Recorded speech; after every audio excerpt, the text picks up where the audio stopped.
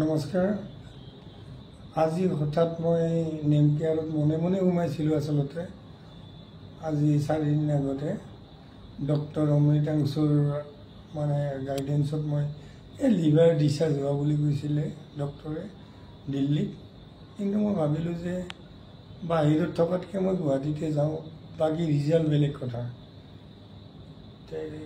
কথা হৈছে কি, মোৰ আজি এই অৱস্থা অকল অসমীয়া ৰাইজে মোক কিমান মৰম কৰিব, বহুত কৰিছে।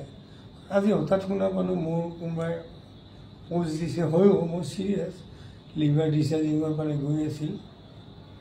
অমৃতাংশুক দেখালোঁ, গতিকে কি হয় নাজানো সেইটো। আৰু এটা শোকে খুন্দা মানি ধৰিছে যে মোৰ প্ৰিয় বন্ধু জুবিন গাৰ্গো নাই। সেইও এটা কাৰণ, বিলুৰবিন বাঢ়ি আছে, চকু দেখিলে গম পাব। সেইটো মোক তাৰমানে এনেকুৱা জেগাত চৰকাৰ এখনে না মোক এটা চাকৰি দিলে, বিমল বৰা ছাৰে, না মুখ্যমন্ত্ৰী। মই বহুতবাৰ আজি যে মোৰ প্ৰটিনৰ অভাৱ বিকজ অফ দায়ী চৰকাৰ। ইয়াৰ কাৰণে প্ৰটিনো মোক আধাতে ৰাখি থৈ গ'ল, অলপ পইচা দি নিশ্চয় হেল্প কৰিছে। কিন্তু মোক সেই পইচা দি নহয়, মোক চাকৰিও নিদিলে আৰু পইচা পাতি টকাৰ কোনো নাম নাই, দায়িত্ব শেষ। গতিকে ৰাইজে বিচাৰ কৰক এইটো। আৰু কৰি মই বাচি থাকিব লাগিলে চাকৰি এটা লাগিছিল। চাকৰিৰ সময়ত মই ইমান ক'লোঁ, আজিলৈকে গুৰুত্ব প্ৰদান নকৰিলে মোক। গতিকে অসমীয়া ৰাইজক মই বাৰে বাৰে, কোনোবাই বোলে পোষ্ট দিছে মোৰ serious condition, actually serious condition.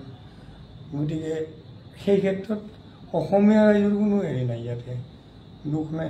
তেওঁলোকে যিখিনি মৰম কৰে পাৰে মোক দিয়ে। কিন্তু কথা হৈছে কি, চৰকাৰৰ তাত গধুৰ দায়িত্ব আছিল। তেখেতসকলে মোৰ বিষয়ে চিন্তা কৰিব লাগিছিল। এটলিষ্ট এটা চাকৰি মই কিমানবাৰ কৈছোঁ, মোক নিদিলে। গতিকে অসমীয়া ৰাইজে বিচাৰ কৰিব ইয়াত।